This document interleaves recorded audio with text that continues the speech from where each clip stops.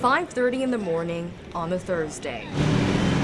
Drivers make their way past the terminal at Des Moines International Airport. Inside, Your regular screening is underlined. travelers waiting to get through security and to their gate. It was bad this morning, very bad. Some people believe it's time for change, saying the current 2 concourses are not enough. We need more gates. We don't have enough gates. Hopefully it'd bring in more planes, bigger planes. Before the COVID-19 pandemic, 3 million people flew through DSM in 2019. That demand came back this year and continues to soar. By 2042, the airport is forecast to handle 5 million people a year. The airport is also an economic driver for the state. Right now, there is not enough room to expand and welcome in more planes. You know, I'm all about progress too, so whatever Des Moines can do to keep up. This airport has been operational since 1948, and we're getting a behind-the-scenes look at some of the challenges employees face because of this aging infrastructure. These problems are not visible to most people, but travelers can end up feeling the pain through slowdowns and delays. Every checked bag is screened by a TSA officer. The room they work in is small.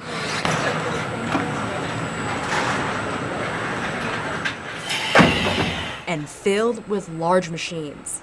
Because space is so limited, if something's not working, multiple agents have to share a machine. The baggage claim is split into 2 parts because of capacity issues between airlines. While these struggles happen behind the curtain, the lack of space is starting to cause congestion around the airport. Running short of restroom space, running short of hold room space where passengers sit to wait to get on the airplane.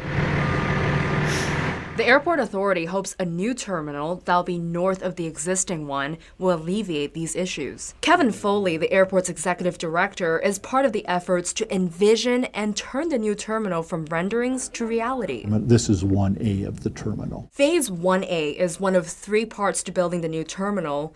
This first part is also the costliest, $411 million.